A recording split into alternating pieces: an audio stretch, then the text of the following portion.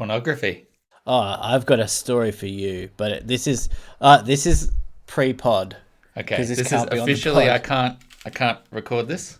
You can record it. I'm recording, but Okay. you can edit around it if you really want to. Okay. Um, But it's not going in. It's definitely. if you want to leave some mystery Uh-huh. and bleep out the important details, I was at a work lunch just earlier, and I was talking to my boss who was sitting right next to me on my right. Uh-huh. And we were talking about what the chef special is. We were trying to work out what it was, and it was like one of those things that was on the menu that you don't really know what it is. And Uh-huh. so you want to Google it. So I pulled up my phone, went into my browser, first thing that comes up. Some previous reading. Previous reading. Oh, Oh man, was it in private browser at least? Like you'd left the it window in was. the correct private browser, so the It history's not wasn't there, but the visual proof is. incognito mode Uh-huh. because I'm sensible. Uh-huh. But it was right there for all to see. Yeah. And then I just tried to. I've panicked. Obviously, I just went Uh-huh. real quick, shut Yeah. down the phone. I mean, you We weren't kind of doing like a ignored group that. share. Like it wasn't going up on a screen anywhere, right? It was just for those gathered around. It was just for my boss, like Yeah. my my immediate boss. And it was just, oh, she definitely saw it as well, and I saw it, and then we just kind of sat there, and we didn't say anything. Oh, yes. Some choices have been made. But look, you will be able to look back at it, laugh at it, or at least I can laugh at it. And that's all that really matters, right? All that matters is that we're putting out some content. You said that last week as well, and I'm depressed with how often you are approaching this as merely content instead of something life changing. That's I'm the gonna. content king. I've declared myself the content king, Wow. and I just Is churn there it a out. metric you need before you can declare yourself content king? Self-declaration only. Okay, well I'm That's the it. content king. Now you can't be. Shit. Yeah. I honestly did not see that coming. Yeah, it was. Usurped with my own logic. Welcome to Deep Fort, everyone. Thank you for joining us here on this, what happens to be a Thursday for us. A little bit unusual, a little bit spicy. And I think you can see already the energy is different, but in a good way. Sitting through the internet with me, my friend, Michael. Hey. Hey, Nick.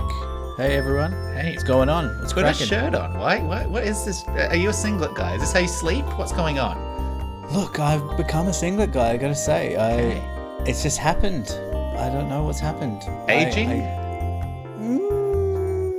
You know what? I think I always used to make fun of guys in singlets, Uh-huh. and then I started to feel less self-conscious about my body. Okay. And- So it's a little and bit then- gym related. It might be a little bit that, and then, I think, I don't know, just, it's a look. It's a look. I don't know what to say. It is a look. Yeah. You've gone for like the 1950s grandpa Bonds white singlet. Like Can I this is say not as well- this is not like you haven't hopped on for like an extra length iconic print modern fashion style. You've gone straight for the Marge, the rains are here kind of. You're out there on the porch, and you've got a stubby, and you're in your white singlet. I know they're called wife beaters, Yes. and, that's got its own problems. Uh-huh. But that is kind of the look I'm going For for. one, in this day and age, they could just as easily be husband beaters. We don't want to necessarily assume the 100%. sexuality We're all of the people feminists wearing here. these. Women can bash men as well. Thank you. But I do think that is, a bit of a look. And I do have some like kind of old man pants as well that I tuck it into. You tuck So I kind the of- singlet I in. tuck into the pants. I see. You're picturing it, right? Unfortunately, yeah. Yes, I am. Yeah. Look, I take risks. I'm like a young David Bowie. I think I take risks with fashion. Some of them don't work out, but some of them I'm at least You like a risky at fash. at least inspiring others. Uh-huh. At the least. Or at the very least, it's a learning experience for others of what possibly not to do. Inspiration comes in many forms. Uh-huh. Positive I'm and happy negative. to deliver. Yeah. I'm happy to deliver on any front. Yeah. I mean, and it is subjective, so I suppose that, maybe out there, you're getting some nods now from people that might not have looked at you previously, and now they're like, yeah, man, wife beater. That's my look. Good job.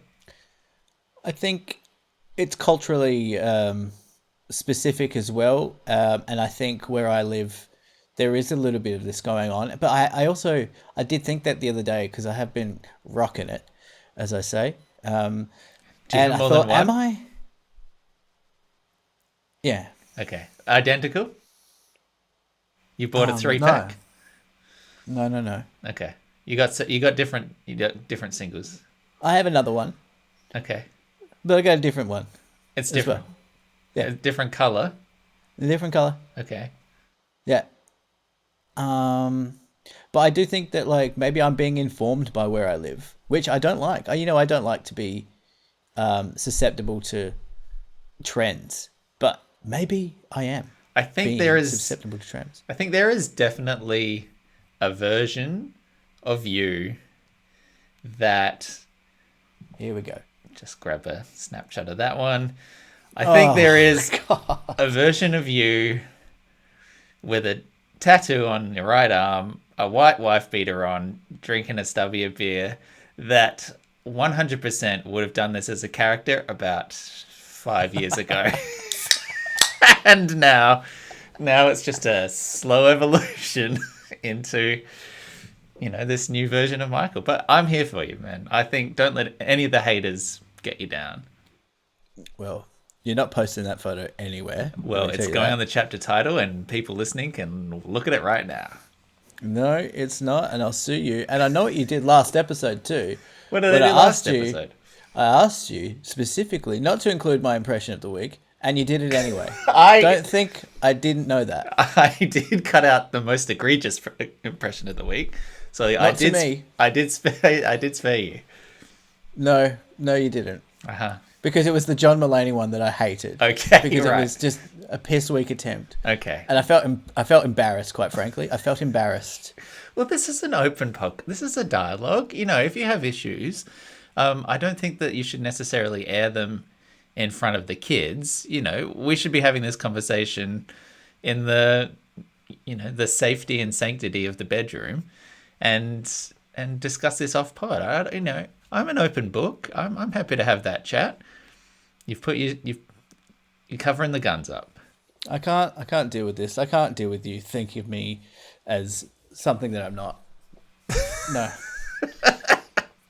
Sorry, just for clarity, Well what's the thing that I'm thinking you of that you're not is who I am.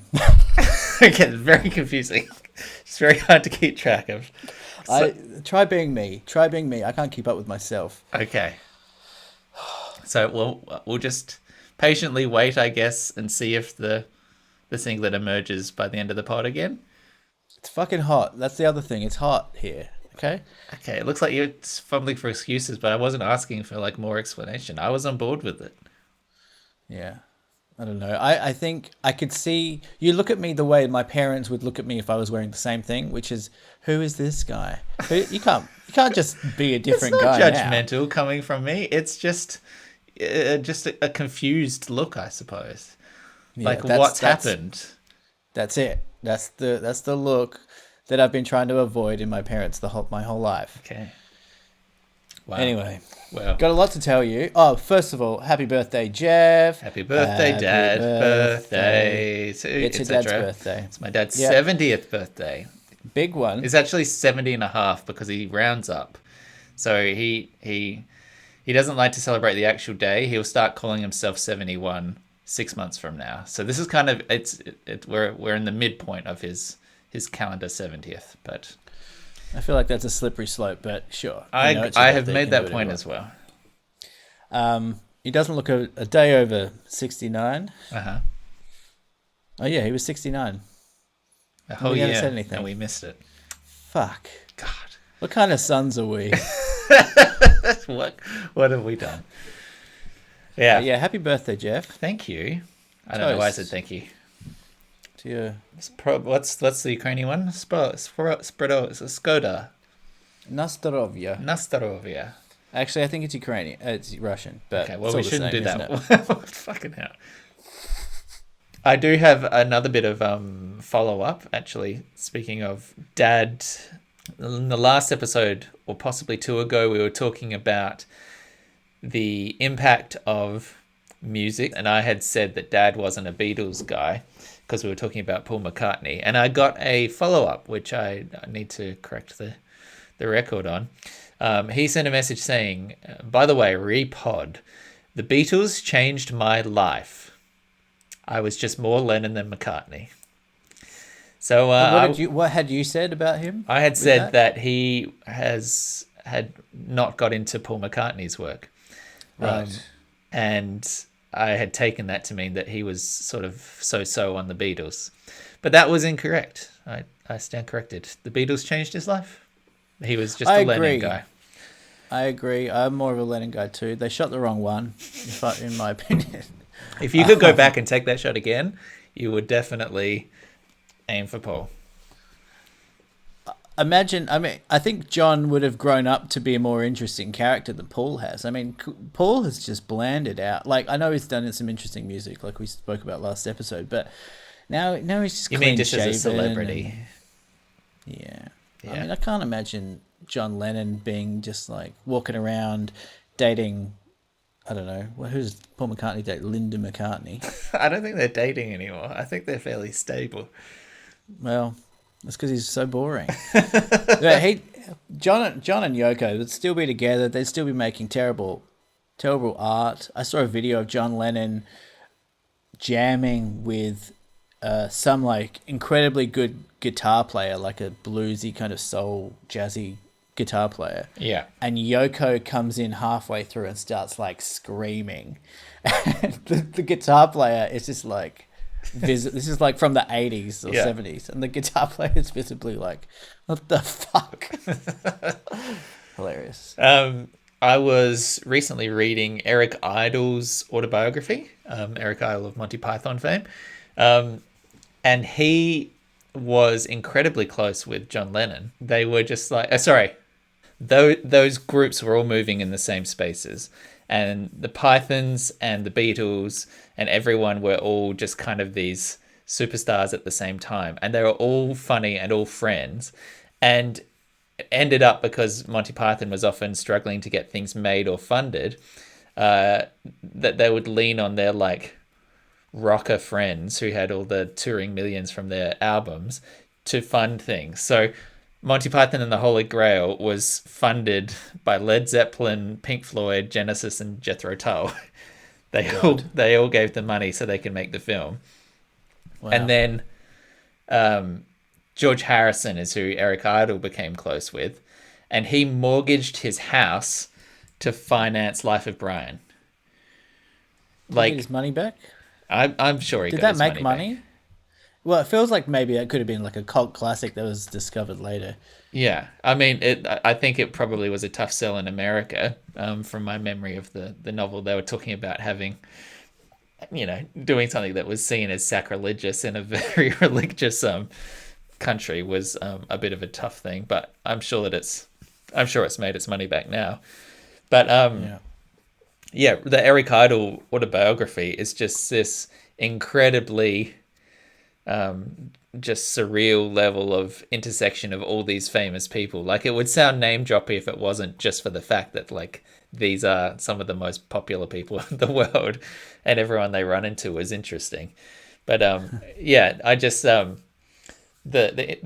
stories that they tell of like hanging out at George Harrison's house and just like writing jokes together, like what a crazy intersection of two incredible groups of people. It was a crazy time. Crazy time. This is my impression of John Lennon funding the Life of Brian. Impression of the week. Yeah, go on, I'll give you $2. We need £10,000. Hey, Yoko, do you have £10,000 for these Monty Python lads? completely wrong. Okay.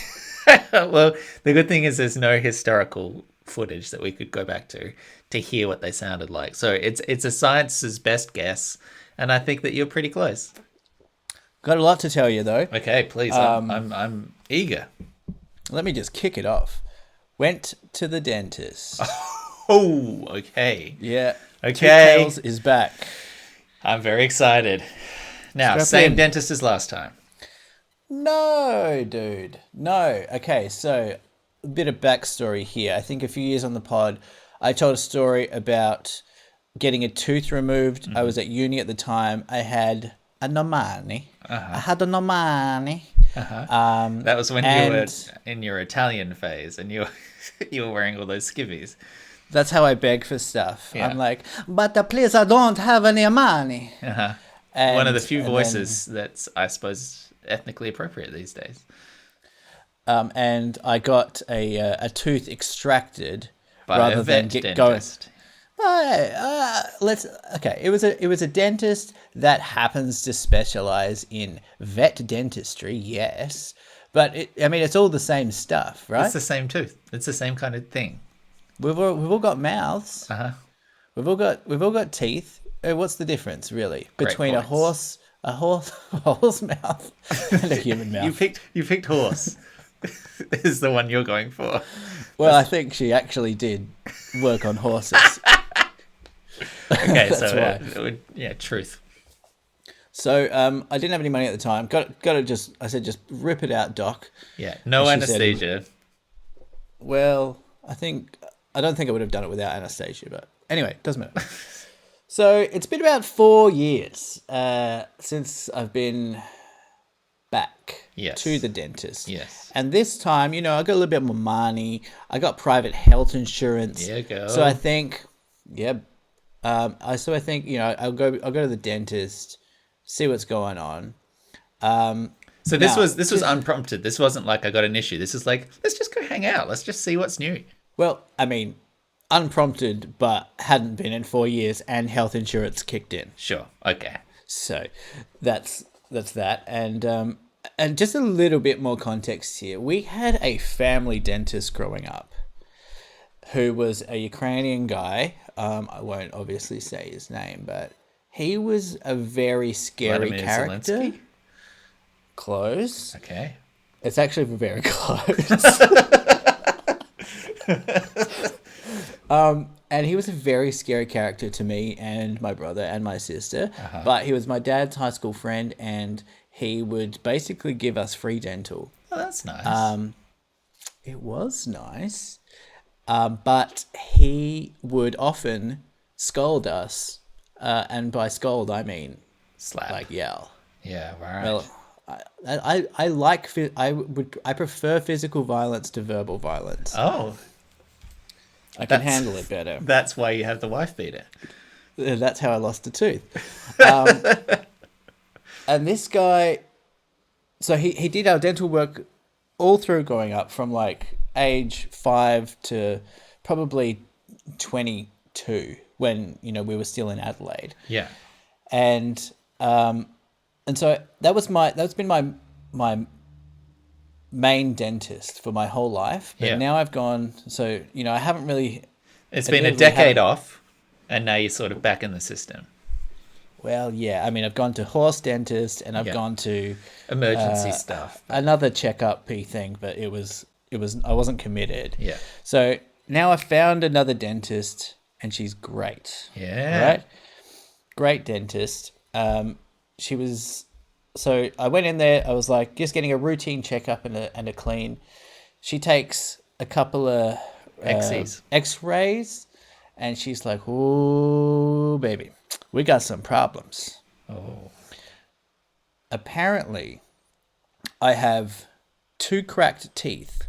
So I have in the front. I have a crack in the front tooth and a crack in the tooth right next to it. Oh. And she says, "Do you grind your teeth?" And I said, I've never thought that as a possibility before in my life. She looks at the X-rays and she goes, "Yeah, you definitely grind your teeth, and you've grinded them to a point where you've you're getting a crack in them, Oof. which is insane. That's Then she asked classic me, horse behavior. is that a horse? Yeah, that was very good, actually. Then she says, how stressed are you? And I'm like, well, I'm fine, baby. I'm fine. I call her baby. And Yeah, she says, well, Please stop calling me that. Yeah. we only usually see this in people with severe stress. And I'm like, whoa, chill out. Like I feel like I'm fine, but now I'm stressed. Yeah. Other than rapidly changing my visual identity, I have no other symptoms that might suggest something sort of roiling beneath the surface trying to get out. I forgot to add that I went to the dentist at 2:30 p.m. Very good. Thank you. And That's the most desirable slot as well. Like, that's when everyone wants it. I mean, I imagine in a dentistry office that I would avoid like the 2:30 slot. I would be like, we've got 2:15 and a 2:45. I don't want to deal with people It's coming just in not 2:30. worth it to my sanity. Let's just block that 15 out. Everyone go have a cup of tea. That's when lunch is. Yeah. Lunch is at 2:30. Okay? We don't want some dickhead coming in saying, oh, dentist at 2:30. Yeah. Anyway, now the other part of this, so that was that. My teeth are fucked. I have to go back for a filling. I've got a chip in my tooth. I've got to get multiple fillings. Yeah. It's going to cost me an arm and a leg. Uh-huh. But what can you do Needs when doing. you avoid the dentist for 4 years Yes. and go to vet dentists before that? Uh-huh. So that's what happens. Also, she said, the reason I brought up the childhood dentist was that she said that, like, she was like, who was your previous dentist? Because some of their work looks a little unfinished, Oh. little rushed. I speak to my brother. He said he went to the dentist recently. They said the same thing to him. Oh, shit. So we reckon that our childhood dentist, because he was giving my dad a free ride, free pass, was maybe not putting as much effort in. Yeah. Oh, so what is that manifested in? Like, what work was unfinished? Like, I've got fillings. an unfinished filling. I've got an unfinished filling. Oh. She said, I've had a root canal like ages ago. Yeah. And she said, like, there's a cap on that and it doesn't look Great. right. But anyway, we'll put up that dentistry in the chapter notes so everyone can go egg that place. The other interesting part about this dentistry trip was that I got to say, she was a very nice dentist. She was very upfront. She's like, this is what we're going to do. We're talking youngish? No, she's probably 50, 60. Okay. Yeah, right. Very Chinese. Okay, great. Very Chinese. That'll come back around later. And she was like, this is what I really respect. She's like, okay, you've come in for a scale and clean, whatever they call that, checkup and clean. But because you haven't been to the dentist in a while, I want to take some x-rays. So I'm going to run your healthcare card through and I'm going to give you a quote. So before we do any work, I'm going to let you know exactly how much you're up for. Yeah. I'm like, great, thank you. That's good dentistry. The whole time she's telling me, she tried to get me to change health funds, actually. While my mouth was clamped open. She's like, you're with the wrong fund. I just got to say, you're not going to get more bang. You're going to get more bang for your buck with these guys. She might have worked for them. But then she, so I said she was very Chinese. Now, I'm not going to, this is not to make fun of anyone, but it's just like a faux pas. I kept asking her to clarify what she was saying because it was one of those situations where the R's were the L's, Yeah. And at one point she was asking me if I had a Lucano, and I was like, a Lucano? She's like, a Lucano. Oh no, I was like, root canal. Oh, I initially, I was like, in my head, I was scanning. I didn't want to embarrass the lady. I was thinking, look and all. Is that like a dentist? Like they have a look and they do everything, It's a look and all. I'm thinking, look anal? I'm like, root canal. Oof. Yeah. There it is. Don't I feel like a big bag of potatoes? Yeah. great dentist, but I'm going back next week for a whole to do. So what's on the table here? We've got cracks in the teeth. What do they do with those? Patch them up. Look, I wasn't listening. She's given me a brochure. Okay. First things first, I've got a chipped tooth right at the front. Uh-huh. She's gonna put a thing in that, sew that up. I don't know how they do it. Yeah. Staple it, clamp it back together. Yeah. Super glue it. Rubber bands. Yeah. I'm still thinking horse dentistry terms, so that's what they would do. Give me a little bit of ketamine, I assume. Yeah, stroke your mane. I don't know exactly what they do. I don't know. Everyone hates the dentist. I know this is like, a thing that it's cliche to say, but I really fucking hate the dentist, and I don't hate it because of the pain. I can deal with the pain. I can deal with the injections. What I hate is the vibration of those tools on your the back of your bottom front teeth. Yeah. I can't stand it, dude. Yeah. It's the worst. And I kept thinking the whole time while I was there that my teeth, you're basically just operating on my skull because your teeth are just your skull. Yep. I mean, this is ridiculous.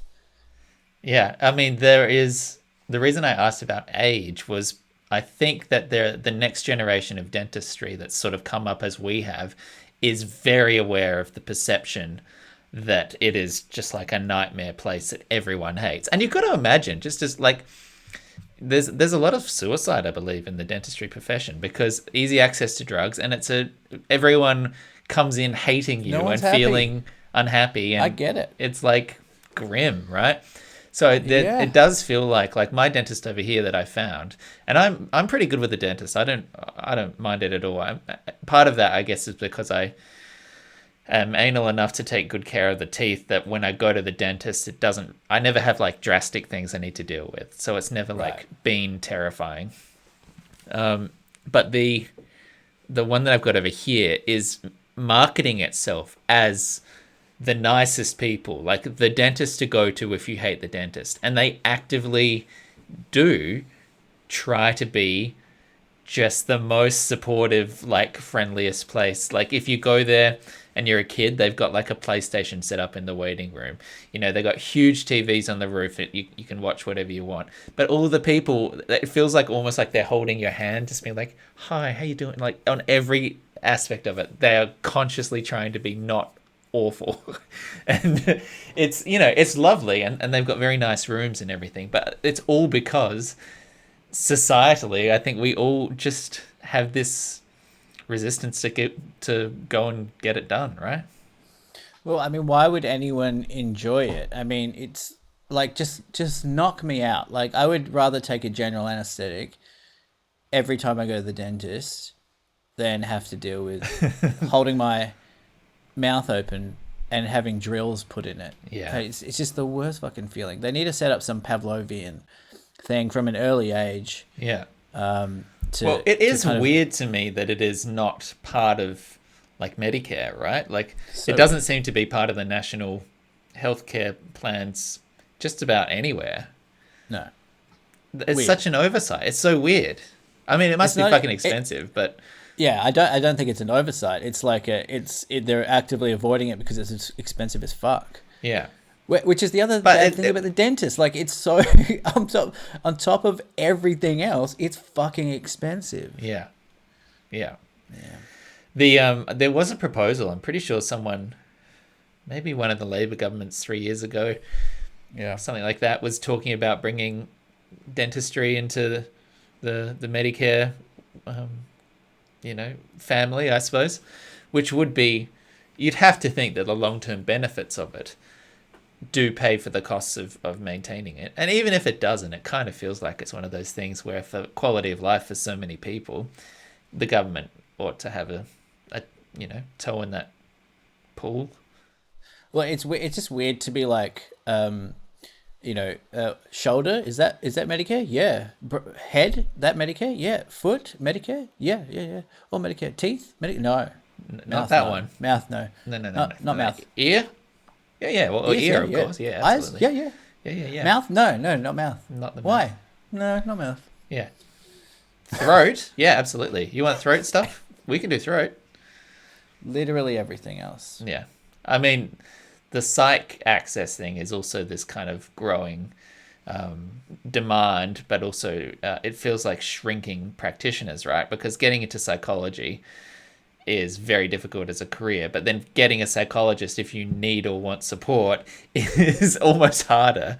Like it is Yeah. so understaffed and so difficult that it seems like people are, burning out in those careers and leaving it behind. And you can't blame them, but that's another one where it feels like there needs to be this huge sort of national or federal level action taken to make that more accessible to people.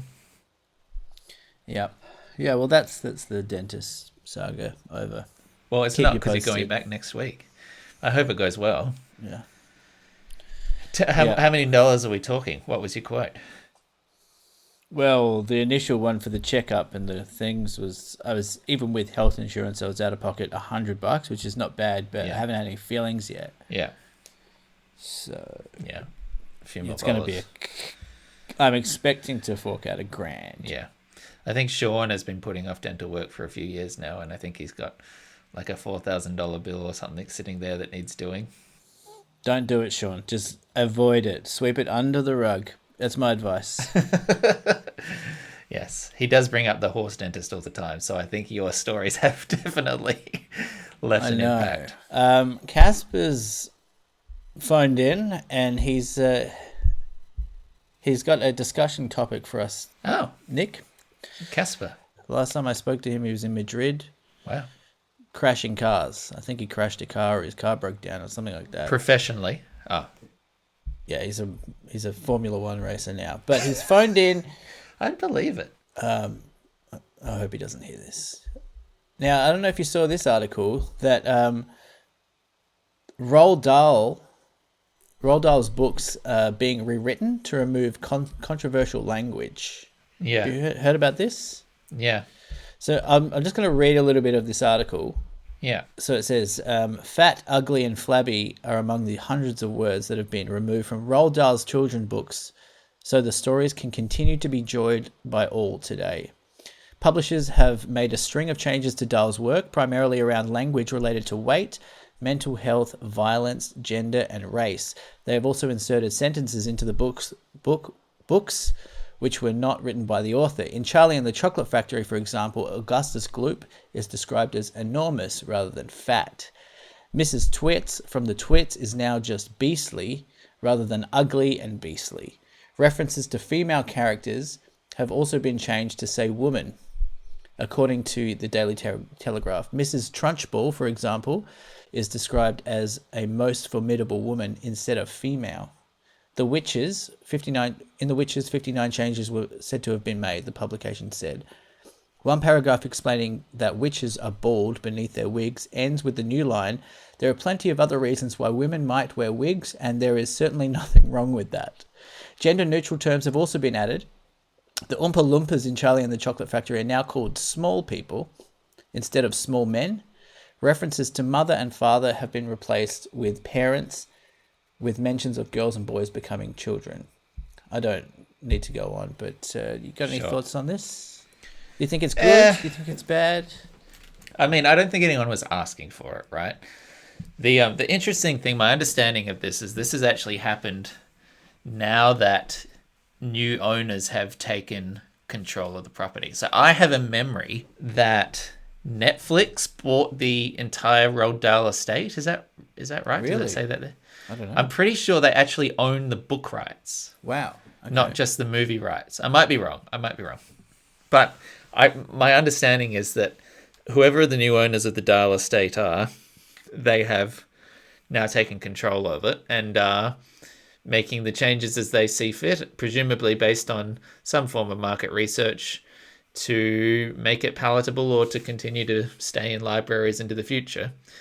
I think it's an interesting example, perhaps, of where like copyright law has so become fucked. Like this should have by now been out of copyright, right? Like he was writing this shit 70 years ago, 60 years ago.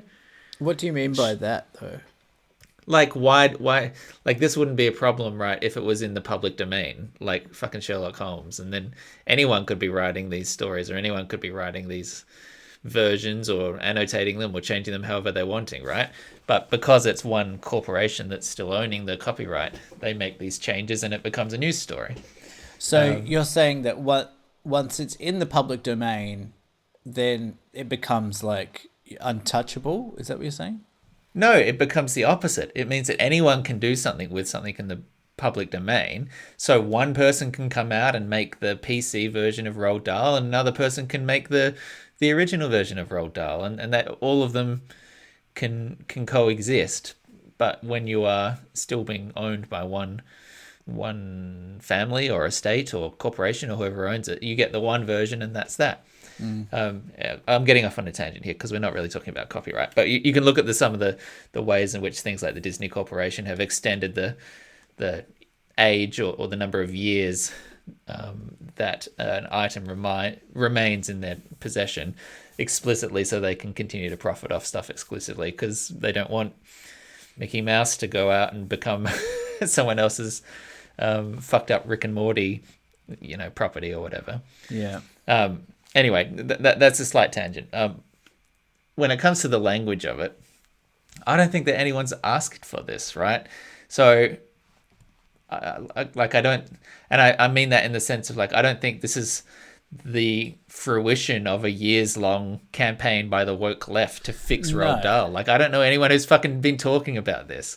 No. It just seems like a random, slightly unnecessary change, but I don't know. It doesn't really bother me. It just seems unnecessary. Well, it was. I was interested to see that Casper seemed kind of bothered to me because he's a bit of a wokey boy. But I guess he likes his books. He likes his literature. So I think this is maybe where he was drawing the line, where he was kind of incensed by the idea that you'd rewrite, a classic novelist. But I guess it's. And like you said, no one asked for it. It seems like a preemptive thing. Either they're going, okay, well, in a couple of years, if not a couple of months, people might start saying, if the books are selling well, which I'm guessing that they are, and young parents who grew up with Roald Dahl are wanting to share that with their new children. Yeah. So I get it from that perspective, but if it's not that, and it's trying to get publicity for the fact that hey, look what we're doing, we're rewriting it, and we're hip, we're cool, we're woke, that's kind of gross to me.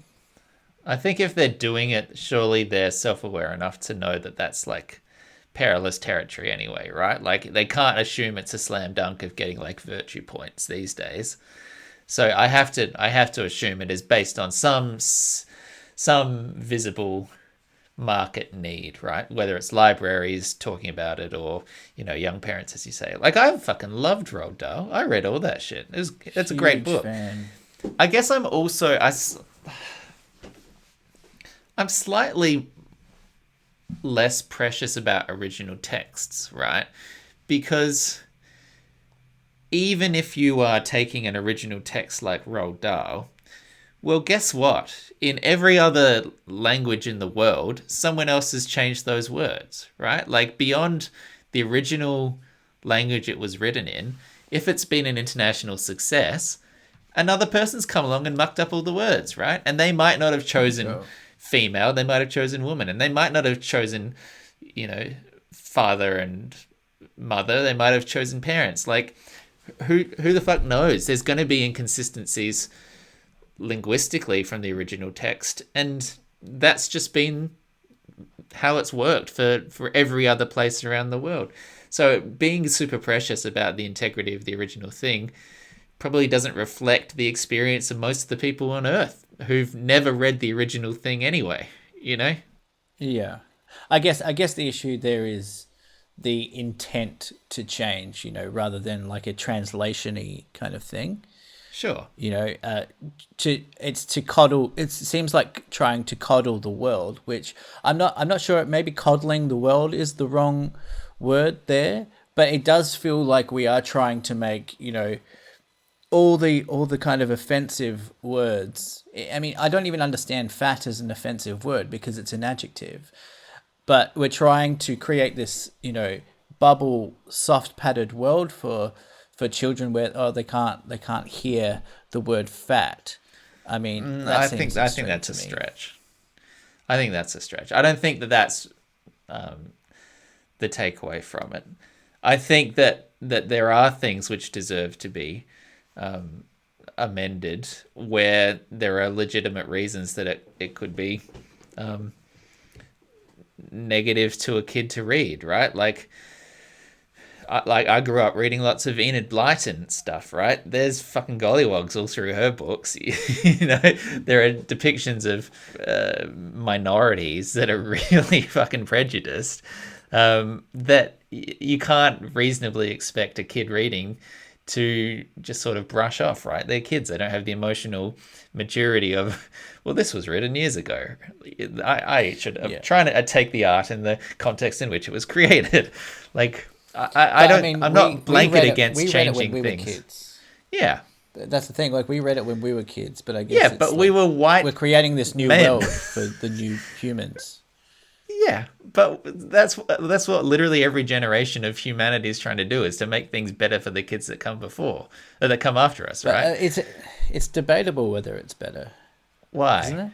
Which part? Because taking out like racial prejudice in old books, if it's a classic and it's not, it's not. No, I'm not trying to paint you as a racist. I'm just saying, like, if we're talking about updating, like old texts to make them, I don't know, not to sanitize them, but to make them coherent with the culture and the expectations that we now live, you know, of the world that we now live in.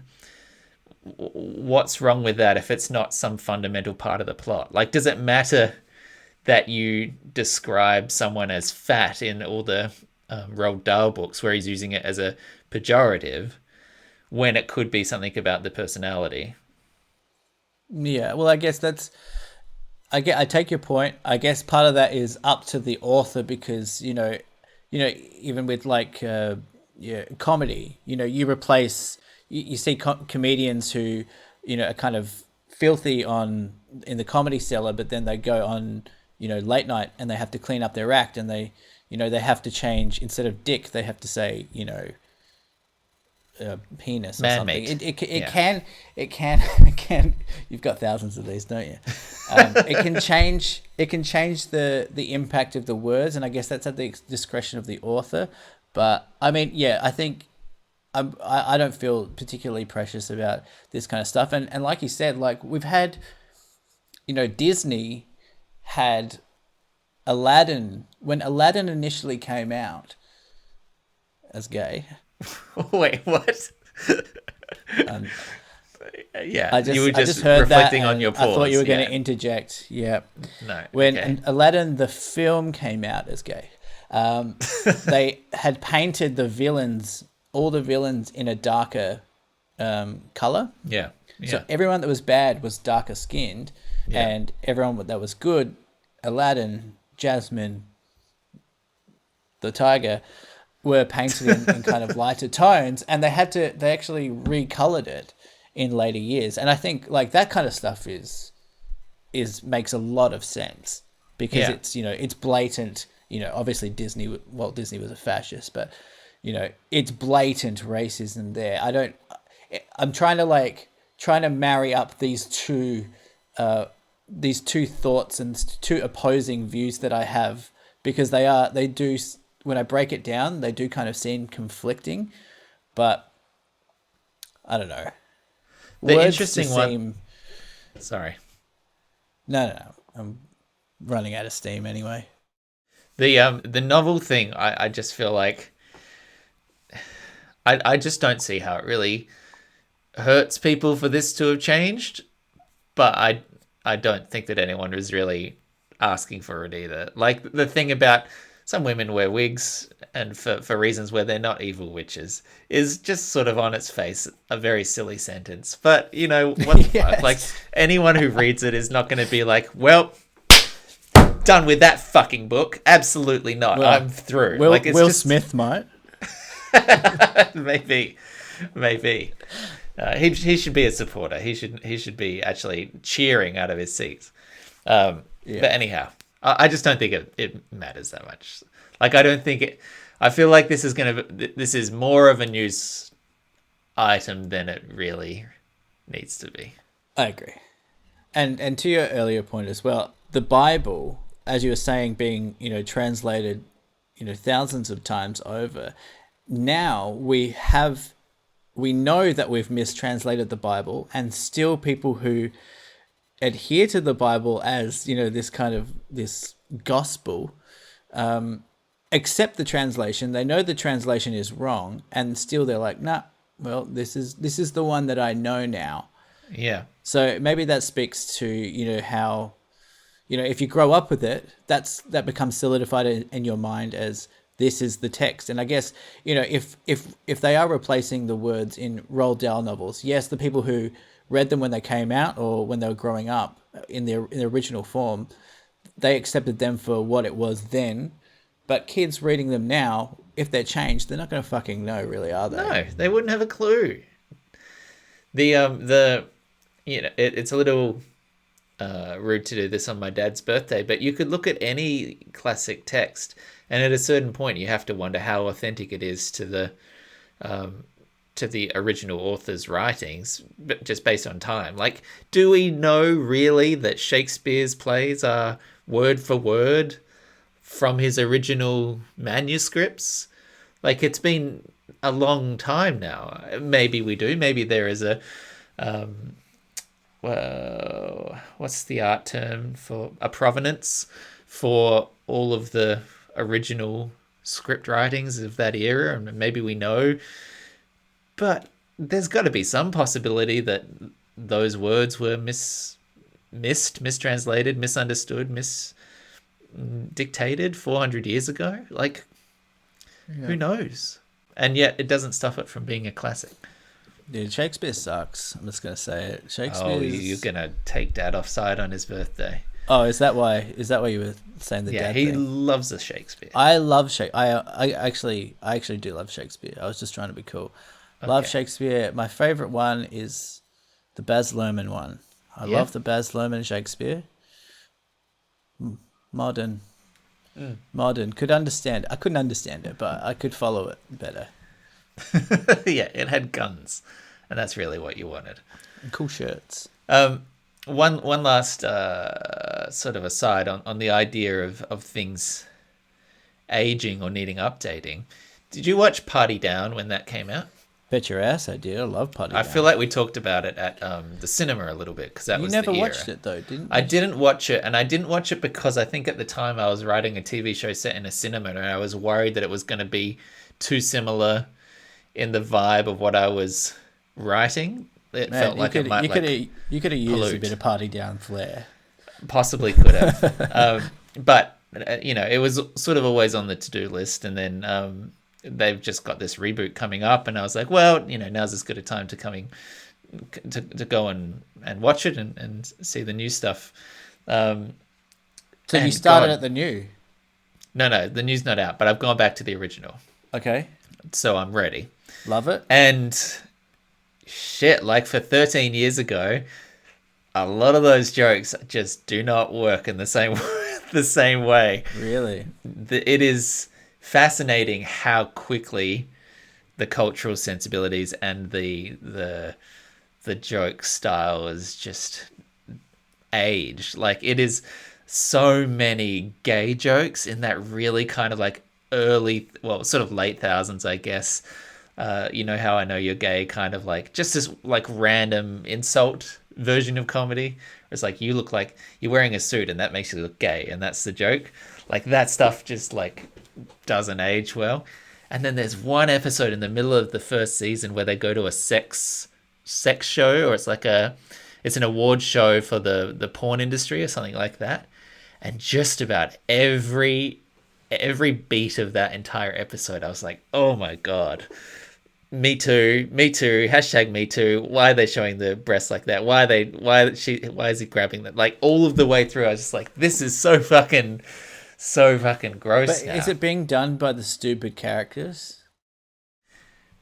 The stuff that was gross to me was stuff that was not explicitly stupid characters. Okay. So the stupid characters being awkward and like slightly predatory, you can be like, yeah, they're the butt of the joke because it's bad behavior. But just like some of the basic stuff of like just real gratuitous like tits and ass, you're like, wow, this doesn't feel the same that it probably did when it launched, which was quite a provocative adult show by my understanding. Did it detract from your enjoyment of the show?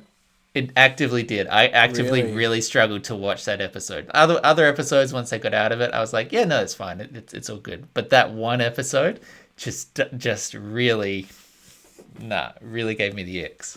Really? Yeah. Yeah, I've been thinking about this a little bit lately that, are we unable to show these kind of, these moments? And I know there's like a bit of talk about like especially comedy TV series where that's problematic, or you can't say that, or that's a joke that wouldn't fly now. But I mean Yeah. that people do make those jokes in real life. So if television and movies are a depiction of real life in some sense, then I guess like part of me thinks that it should be okay. But I guess like kind of what you're saying is that you have to feel as the audience member that the show is in on the joke as well, or at least attempting to show that this is wrong, rather than getting a laugh out of inappropriate behavior because they think the thing itself is funny. Exactly. Yeah. And I think that is a lesson that was learnt gradually. But you got to remember, like 2008, 2009, like that's very early days of Modern Family, maybe. Like we were pre-gay marriage in a lot of Western countries. Like it was still just like a different time. And like when people are just dropping sort of basic slurs like, that jacket's real faggy. And you're just like, that's just not, it's not a joke, right? For one, it's just I think you recognize it differently as being just like a sort of slur. Yeah. And I think to a modern listener, it just I think that if you hadn't seen it before and you were just showing like a 15-year-old, they'd be like, I don't get it. Like, what's the joke? Yeah, it's also beyond reflecting what some people are like. I think it also because of the way people consume television and film, that it can have the effect of propagating or perpetuating language or a tone or an attitude. So people don't necessarily see, oh, this is a character this is almost a satire. This is a character who's a doofus and a racist or a homophobe, and he's being a dickhead, and he's shown in that light. Yeah. It can also be like, oh, that's what we're all saying. Okay, cool. Like not a conscious thought, but like if you see 15 TV shows that you're watching, and that's the language. 8 of them say the word fag in it, like you can start to think, if you're an impressionable person, that okay, this is an okay thing to say because these characters, I'm not sure how much trust as a writer you can give your audience. Do you have any insight to that?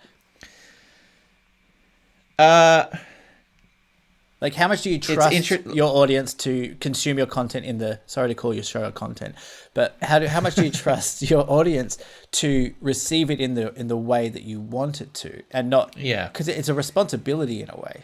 It's a tricky one because, like, I think, like, I'm still enjoying watching Party Down. That one episode excluded, I think it is funny, and I like the people in it, but it is very much of its era. It is a snapshot. It is handheld cameras, like quite low quality digital cameras at the real early and sort of like that that vague sort of Arrested Development kind of era thing where it sort of looks like everything's still on a camcorder and everything is very shaky because there's no stabilization and all very flat, and people are talking like they did in 2009. And I don't think that that any of the people involved, many of whom went on to do, most of whom went on to do incredible things, acclaimed things to this very day. I don't think that you could say any of them are trying to be vindictive about it in any way. It was just the way that people thought and talked at the time. And if they're guilty of anything, it is the same thing that most shows were at that time, of just not having a diverse writing group or, cast to speak up about that kind of stuff, or had a power imbalance that prevented that from happening. Well, but, I mean, maybe they did though. I mean, you could maybe. I mean, it's within the realm of possibility that like they did have gay people in that writing staff, and it was just what they thought was funny. Yeah, and maybe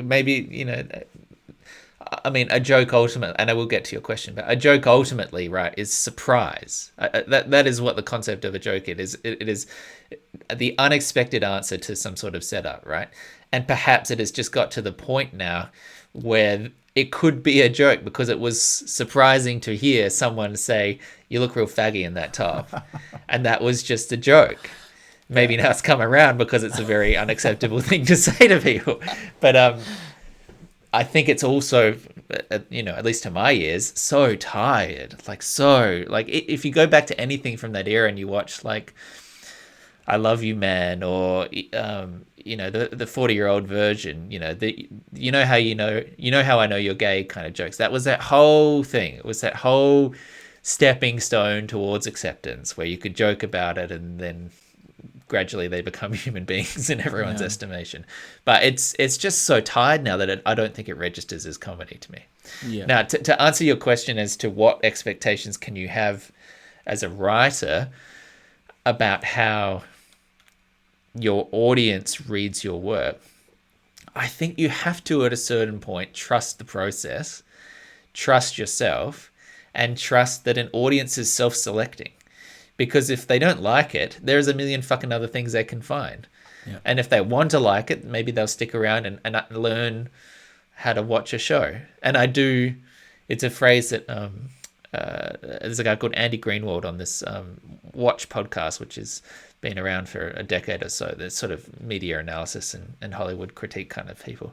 And they always talk about the idea of learning to watch a show or being taught how to watch a show, which basically just means that as a viewer, you bring a lot of your expectations to a show or to a movie. But then as you start to watch it, those expectations will be challenged. Those rhythms or plots that you're expecting will be different. And you have to learn what it is that the creators are trying to do. And sometimes that requires effort. Sometimes you have to really struggle with something before you work it out. And so I think as a creator, if you are confident in your artistic goal, in your comedic style, and you're not a dick, you're not actively trying to insult people, but if you're using derogatory language or insults, it's for a purpose, then you just have to trust that people will either put in the work and get it, or it won't be for them. And not everything's for everyone. Yeah. But I don't think good work necessarily comes from pre-reaction, trying to over explain or sanitize something preemptively. I think you can get in your head too much if you start to think about how it's going to be received. Yeah. No, that makes sense. Well said. That was quite a long ramble. I'm sorry. It was what I asked. For, Nick. Thank you, delivered. Well, Casper will be happy that we got some mileage out of his fucking suggestion. Yeah. He's a bit of a narcissist as well, so I think he'll be happy that he's been mentioned, and he'll feel like he's got in Spain or some other place stamp on this episode. So yeah. thank you for your message. And if anyone else out there wants to get in touch with some suggestions of topics and discussions, well, we got plenty of ways. You can head to our Facebook. You can send an email to deepthought@gmail.com. You can jump on the Insta and flick a message to our account, or you could just write it on a note and send it out through the window and just cross your fingers and hope. Yeah, and I'll just add that if you're listening to this on Spotify right now, just scroll up a little bit and there's a little button there. It's got 5 stars next to it. You don't have to give us 5 stars, but just give it a little taparoo. I can tell you that we've got one 5-star review. I can't tell you who it is. Well, I appreciate it. But I can't do it more than once, so... Okay, you might have tipped your hat there, but we'll leave it up to the audience to see if they can work out who might be responsible. 2 clicks. I feel like since we've been talking media, this is probably a nice one for a rec engine. I got a bunch of recs burning holes. Do you have stuff to talk? I probably got the same one as you, but happy to you take the reins. Can I just piss though? Yeah, grab the keys.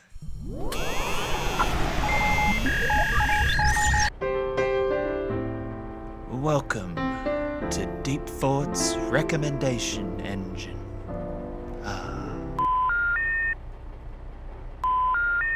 Tell you what, I just bloody love a good piss. Feels good. Just the satisfaction. I like the satisfaction. I also really like feeling thirsty and quenching my thirst. It's one of my favorite things. Well, you shouldn't be drinking it, Michael. It just tastes so good. when you drink as much Mountain Dew as I do, that's really good. I think they actually recycle most Mountain Dew from piss anyway, so it's pretty close to the end result. And you wonder why I get 4 fillings. I didn't wonder that.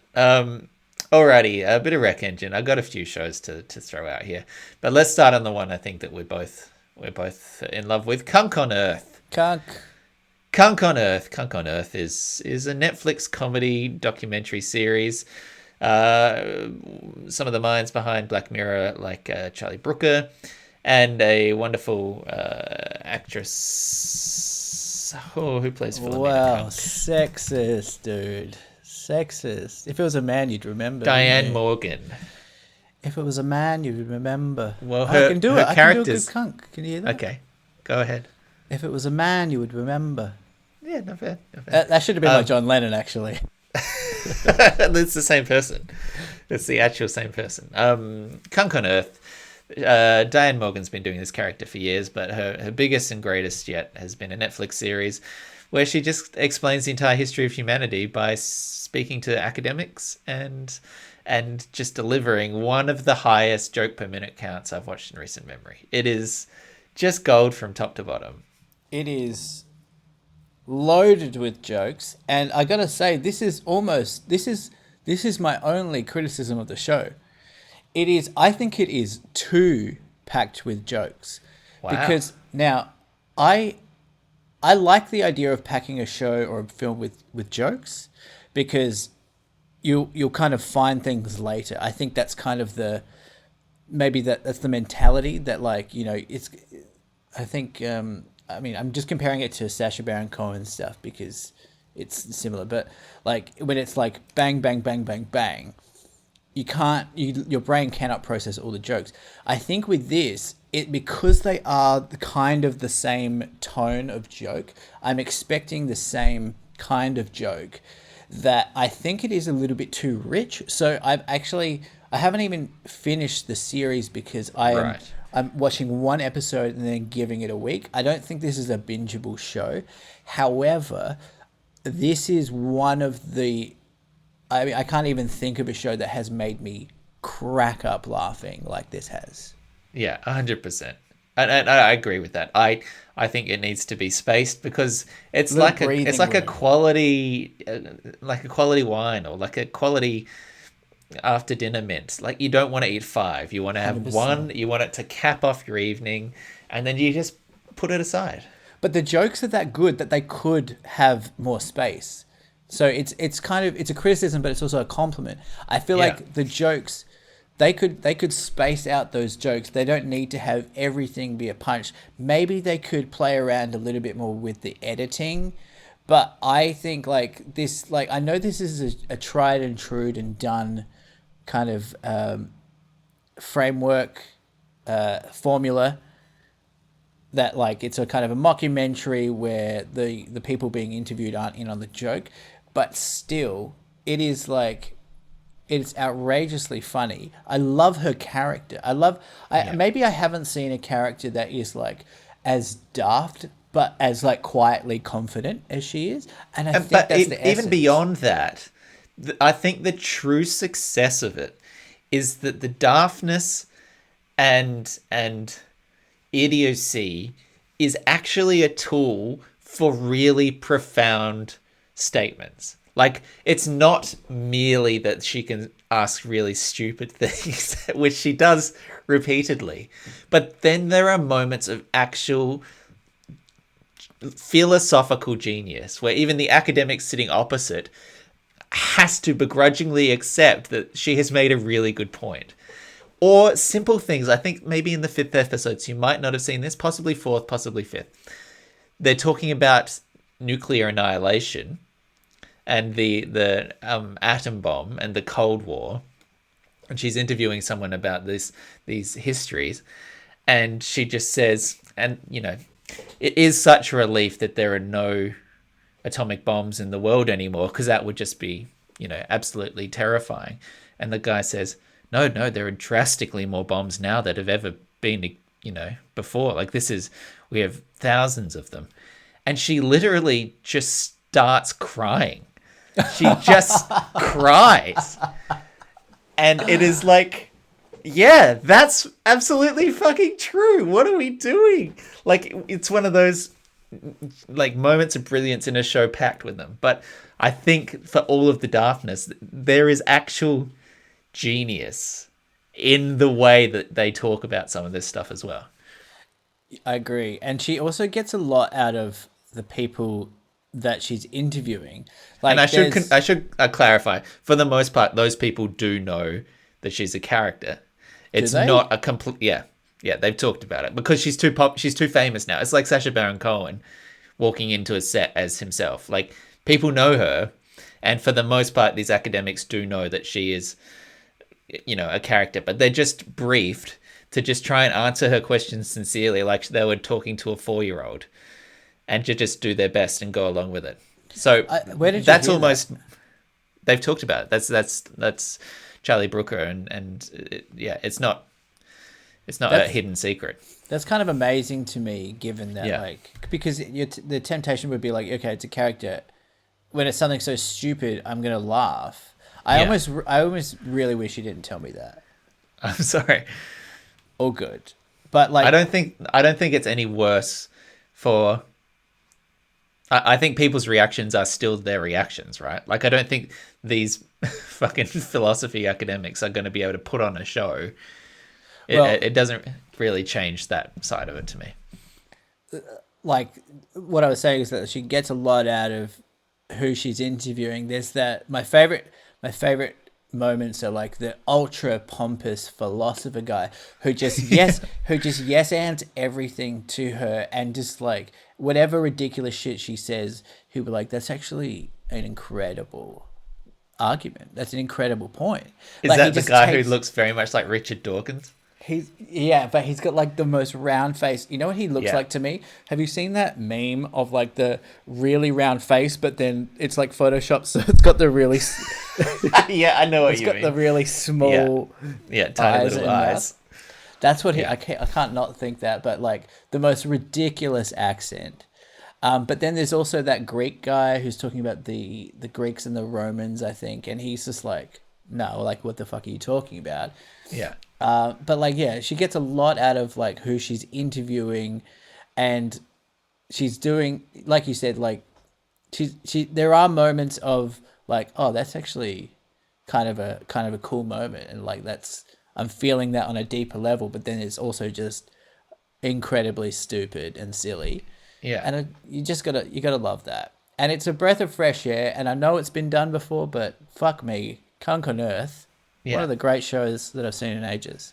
And she's a genuinely good performer. I think in the second episode, the end of the second episode, she does like a 3 minute one shot monologue walking around a castle, painting this picture of like what's happening in this dining room.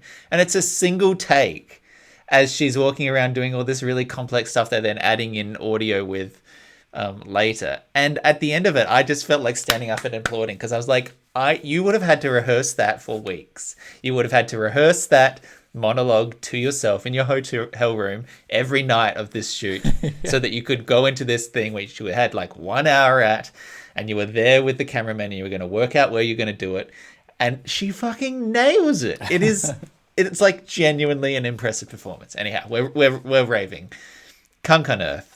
Alrighty, we did a long seg on Kunk, but I have a couple others to throw here as well. I Hate Susie 2. Did you watch I Hate Susie? Wait, It was Billy Piper I love that. as this sort of self-destructive sex addict kind of And that was character. ages ago. It was about 2020, I think. I'd really love that show. It was fucking great. So, Billy Piper was tremendous in it, and the second season has finally come back. I'm not sure where it is in Australia, but the first season was like 8 half-hour episodes. This second season, I think for funding reasons, was 3 hour longs. I got to the end of the third one. I was like, wait, what? But it is fucking incredible. Really? It is phenomenal. Billy Piper gives an unbelievable performance. This is a show about a former pop idol who got cancelled because she cheated on her husband, and then it hit the tabloids, and just everything she does just makes things worse. But she's kind of unlikable and selfish, but you sort of want her to succeed, but she just can't get herself out of shit. And it's just like scrabbling at the D level, C level of celebrity kind of. Yeah, it's cringe, but it's British, and it's just phenomenal. And this second season is called I Hate Susie 2, TWO, and it is blistering. Like it is. Wow. She is fucking unbelievable. And it's got this whole, so that it's set in like a reality dance competition where she's like trying to get her fame back up by competing on this dancing show. And it's like all the behind the scenes shit, a lot of incredible like walking down hallways talking about stuff, and then truly like impressive choreography. Like she's actually dancing and actually doing a good job, and it is just great. It is really good. If you haven't seen I Hate Susie, you should check it out. And if you did, Michael, see the first, I think you should check out the second because it's only better. I remember absolutely loving the show, and I have completely forgotten about it. Yeah. So I'll search for this. I love it when you recommend something that I'm actually going to watch, because I think this is the first. Yeah, it very rarely happens. Do you have something, Michael? No, I don't. Okay. It's all you. You got nothing. Well, I won't make it go on too much longer, but I have 2 more that I know that you won't watch, but that may be for people out there. I'm sure that some of you listening already watching The Last of Us. That was a HBO show with Pedro Pascal and Bella Ramsey based on a video game. And I knew it was going to be great, and it is great. It's Craig Mazin, who did Chernobyl, which I think is a wonderful miniseries, and he brings that same level of humanity and terror to a sort of post-apocalyptic world, and it's just great. So I would highly recommend it. And then a lot of people tell me I look like Pedro Pascal. What kind of people? Mexicans. Okay, well, I think they should know better.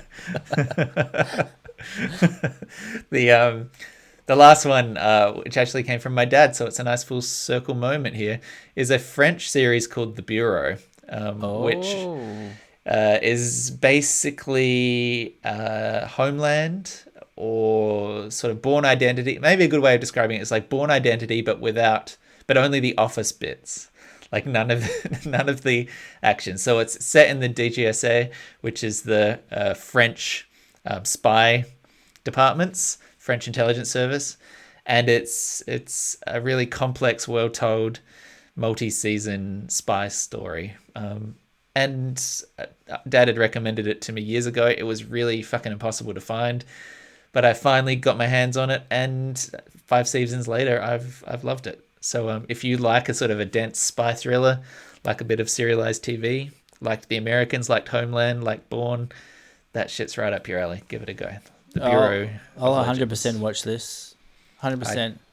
Don't I think you will. can't wait to connect with your dad on this. Okay, I well, love all of those shows that you mentioned, and I love, spy Shakespeare. shit and Shakespeare and Neil Young, Wagner. Wagner. Yeah. All right. Great app. Great app, man. Great app. Pat ourselves on you. the back, I think, for that one. Yeah, A lot of energy. round of spice. applause. Yeah, everything nice. No one And said anything take that racist. top off. Let me see that. Let me see that wife beater again. No, I don't think so. I don't think I'll be wearing that in front of you again. Happy birthday, Dad. Happy birthday, Dad.